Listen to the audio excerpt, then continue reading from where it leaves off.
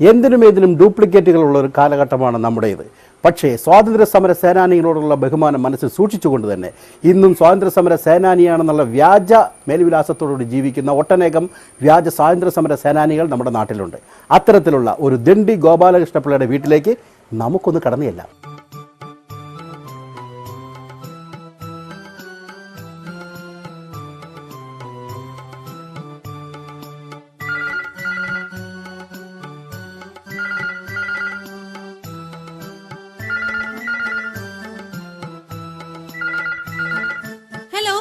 Raghupati Raghava Rajaram. Hello, Raghupati Raghava Rajaram സാറേ. രഘുപതി രാഘവ രാജാറാം സാറോ?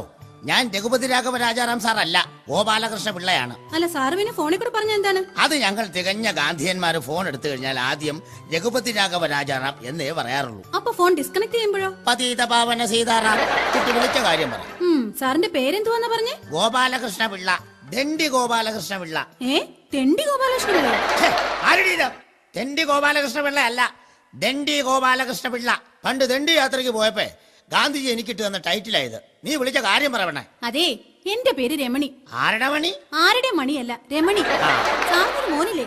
എനിക്കൊരു മോനല്ല, എനിക്ക് 2 ആൺമക്കളാ. ഒന്ന് ഉപ്പ് സത്യാഗ്രഹത്തിന് പോയപ്പോ ഉണ്ടായതും മറ്റത് ഉപ്പ് സത്യാഗ്രഹം കഴിഞ്ഞു വന്നപ്പോ ഉണ്ടായതും. എന്നാ ഉപ്പ് സത്യാഗ്രഹം കഴിഞ്ഞു വന്നപ്പോ ഉണ്ടായതായിരിക്കും. കണ്ട ഉപ്പുമാങ്ങ പറഞ്ഞ പോലെ തന്നെ ഇരിക്കും. അപ്പൊ ഇളയവനാ കുമാരൻ ഗാന്ധി. കാര്യം പറ കൊച്ചേ. ആ വൃത്തികെട്ടവനുണ്ടല്ലോ, അവൻ എന്നോട് അനാവശ്യം പറഞ്ഞു. എന്നാ അനാവശ്യം? എന്റെ കൂടെ ഊട്ടിയിൽ വരുമോ, ഊട്ടിയിൽ വന്ന 2 കാഞ്ചീപുരം സാരി വാങ്ങിച്ചു തരാമെന്നൊക്കെ പറഞ്ഞു. തെണ്ടി. എന്റെ ലാലാലജപത്ത് റോയി, ഞാനല്ല ഈ കേൾക്കണേ. തികഞ്ഞ ഗാന്ധിയനായി വളർത്തിക്കൊണ്ടുവന്ന എന്റെ ഇളയ മകൻ ഒരു പെൺകുട്ടിയോട് അനാവശ്യം പറഞ്ഞെന്നോ? ഇത് ഞാൻ വിശ്വസിക്കല്ല മോളെ. കൊച്ചിന് ചിലപ്പോ ആള് മാറിപ്പോയായിരിക്കും, വേറെ വല്ല ഇറക്കണമൊക്കെ ആയിരിക്കും. എനിക്ക് ആള് മാറിയതൊന്നും അല്ല, നിങ്ങളുടെ മകൻ തന്നെയാ. ശരി, അങ്ങനെയാണെങ്കിലേ ഞാൻ അവനെ ഒന്ന് വിളിച്ച് ചോദിക്കാം കേട്ടോ. എന്നാ പേരെന്ന് പറഞ്ഞേ? രമണി. രമണി ഫോൺ വെച്ചോ കേട്ടോ. പതീത പാവന സീതാറാം. എടാ കുമാരൻ ഗാന്ധി.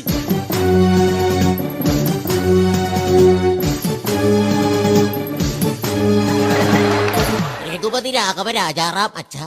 പതീത പാവന സീതാറാം. എന്താണ് അച്ഛാ ശബ്ദത്തിനൊരു കനപ്പ്? ഞാൻ നിന്നെ കുറിച്ച് മോശമായ ഒരു കംപ്ലൈന്റ് അറിഞ്ഞു. എന്താണ് എന്നെ കുറിച്ച് അച്ഛനറിഞ്ഞ കംപ്ലൈന്റ്?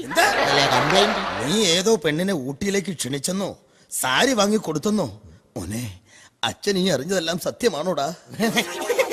അച്ഛനോട് ആരാണ് ഈ അസംബന്ധം വിളിച്ചു പറഞ്ഞത്? ഒരു പെൺകുട്ടിയാണ്, പേര് രമണി.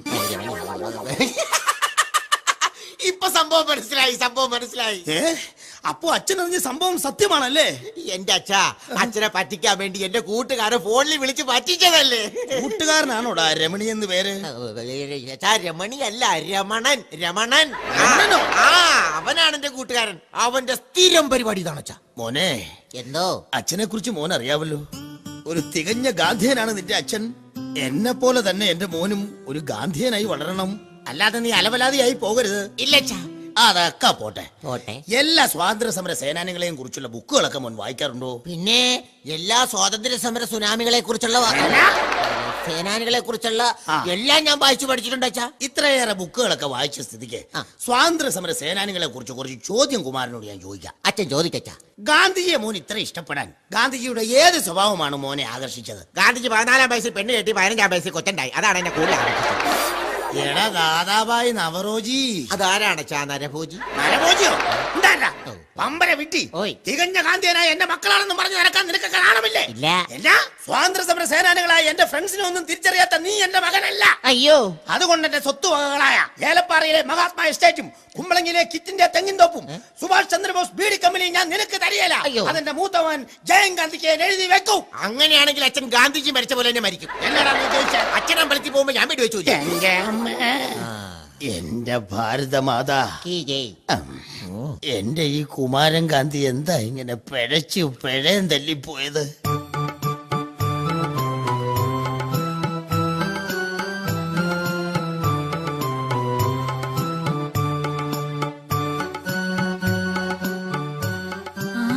കുമാരൻ ഗാന്ധി സേട്ടാ.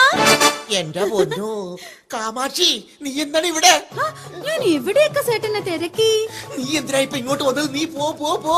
അതെ സേട്ടാ, ചേട്ടനെ കണ്ട അത്യാവശ്യം ഒരു കാര്യം പറയാൻ വന്നതാ. എന്ത് അത്യാവശ്യ കാര്യമാണെങ്കിലും നീ ഇപ്പൊ പോ. അകത്ത് അച്ഛനുണ്ട്. അച്ഛൻ പറഞ്ഞാ പ്രശ്നമൊക്കെ പൊയ്ക്കോ. അങ്ങനെ ഞാൻ പോകൂല സേട്ടാ, വന്ന കാര്യം പറഞ്ഞിട്ടേ പോകൂ. എടീ, എന്താണെന്ന് വെച്ചാ പറഞ്ഞു തോലക്ക്. സേട്ടാ, ഇന്നലെ രാത്രി സേട്ടൻ എന്റെ വീട്ടിൽ വന്നില്ലേ? അയ്യോ. സേട്ടന് ഞാൻ എന്റെ മനസ്സും ശരീരവും തന്നില്ലേ? ഓ, തന്ന കാര്യമൊന്നും വിളിച്ചു പറയല്ലേ കാമാക്ഷി. അച്ഛനകത്തുണ്ട്. അച്ഛൻ ഞങ്ങളെ തികഞ്ഞ ഗാന്ധിയന്മാരായിട്ടാണ് വളർത്തുന്നത്. പറഞ്ഞു നാറ്റിക്കരുത്, നീ പോ. സേട്ടാ, ഓ, ഇന്നലെ രാത്രി സേട്ടൻ എന്റെ മനസ്സും ശരീരവും കവർന്നില്ലേ?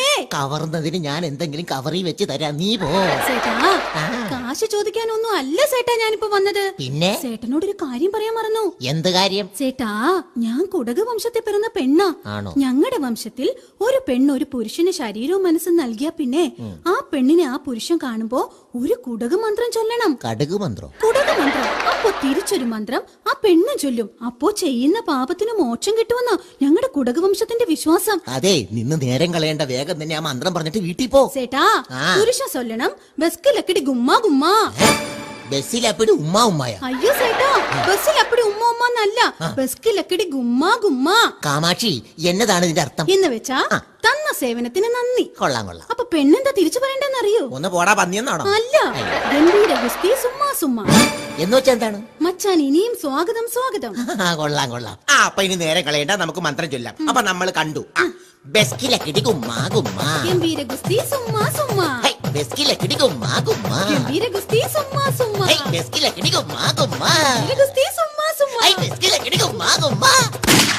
രഘുപതി രാഘവ രാജാറാം, പതീത പാവന സീതാറാം. അയ്യോ കാമാക്ഷി, ദേ ചേട്ടൻ ജയകാന്തി വരുന്നു. വേഗം വിട്ടോ, വേഗം വിട്ടോ. അയ്യോ.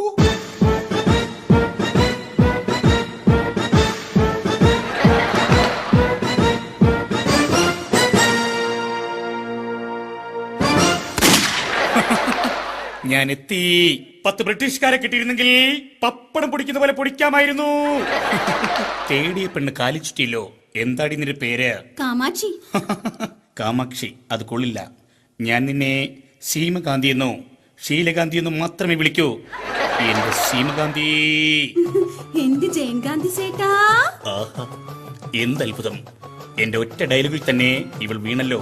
എന്റെ സീമകാന്തി, എനിക്ക് നിന്നെ ഒന്ന് കെട്ടിപ്പുണരണം. കെട്ടിപ്പുണരാം, പക്ഷേ അതിനു മുമ്പ് ഒരു കുടക മന്ത്രം സേട്ടൻ പഠിക്കണം. നിന്നെ കെട്ടിപ്പുണരാൻ ഏത് വിടക്ക് മന്ത്രം വേണേലും ഞാൻ പഠിക്കാം. പറയടി, ഏതാണ് മന്ത്രം? ഞങ്ങളുടെ വിശ്വാസത്തിൽ ഒരു സ്ത്രീ പുരുഷന് അവളുടെ സർവവും സമർപ്പിച്ച പിന്നെ അവര് തമ്മിൽ കാണുമ്പോ ചൊല്ലേണ്ട ഒരു മന്ത്രമുണ്ട്. വേഗം പറയന്റെ മോളെ. സേട്ടൻ പറയണം ബസ്കിലക്കിടി ഗുമ്മാ ഗുമ്മാ. അപ്പൊ ഞാൻ പറയും ഗംഭീര ഗുസ്തി സുമ്മാ സുമ്മാ. ഇത്രയുള്ളൂ, വെരി സിമ്പിൾ. ഞാൻ ആ മന്ത്രം എന്നേ പഠിച്ചു കഴിഞ്ഞു. ഡെസ്കിലടിക്കടി ഗുമ്മാ ഗുമ്മാ. ചേട്ടാ, ഡെസ്കിലടിക്കടി അല്ല, പിന്നെ ബസ്കിലക്കിടി. സോറി കുട്ടി, എനിക്കൊരു അക്കടി പറ്റിയതാണ്. ശരി ശരി, ബെസ്കിലക്കടി ഗുമ്മാ ഗുമ്മാ. വരൂ സേട്ടാ, നമുക്ക് സർവസ്വം പങ്കുവെക്കാം. അതിശരി, കൊള്ളാലടി കാമാക്ഷി. നിനക്ക് ഇത് തന്നെ പരിപാടി. നീ എന്നെ മയക്കിയെടുത്ത് ഇപ്പൊ എന്റെ ചേട്ടനെ മയക്കുന്നോ? നിന്റെ ഒരു ഒടുക്കാത്ത ഒരു ബെസ്കിലക്കടി ഇറങ്ങി പോടി വീട്ടിൽ നിന്ന്. ഓഹോ, ഇവൾ നീയുമായിട്ടും ബെസ്കിലക്കടി നടത്തിയില്ലേ? എന്നിട്ടാണോടി എന്റെ അടുത്തേക്ക് വന്നത്? ഒരു ഗ്രൂപ്പ് ബെസ്കിലക്കടിക്ക് എനിക്കൊട്ടും താല്പര്യമില്ല. ഇറങ്ങിപ്പോടി. അതെ, അങ്ങനെ ഇറങ്ങി പോകാനൊക്കെ പറഞ്ഞാലുണ്ടല്ലോ, കാമാക്ഷി നിന്നെയൊക്കെ നാറ്റിച്ചിട്ട് ഈ വീട് വിട്ടു പോവൂ. പ്ലീസ്, നാറ്റിക്കരുതേ. ഒരു പെണ്ണ് വിചാരിച്ചാലുണ്ടല്ലോ, നിന്റെയൊക്കെ ഒരു കപട ഗാന്ധി പരിപാടി. എന്റെ പൊന്ന് കാമാക്ഷി, അച്ഛൻ കേക്കും. ദയവ് ചെയ്ത് നീ വീട്ടിൽ നിന്ന് പോ. നിനക്ക് എന്താണെന്ന് വെച്ചാൽ ഞാൻ വീട്ടിൽ കൊണ്ടുതരാം. ഇതാരാ ഉമ്മറത്ത് കിടന്ന് വേളം വെക്കണേ? അയ്യോ അച്ഛൻ, ഓടിക്കോ. അത് ശരി, തികഞ്ഞ ഗാന്ധിയനായ എന്റെ വീട്ടിലൊരു പെണ്ണോ? ആരാടി നീ? കൈമാറ്റടി. എന്റെ അമ്മോ, ഗോപാലകൃഷ്ണൻ സാറോ? കാമാക്ഷി, ബസ്കിലക്കിടി ഗുമ്മാ ഗുമ്മാ. അച്ഛോ, ഗംഭീര ഗുസ്തി സുമ്മാ സുമ്മാ.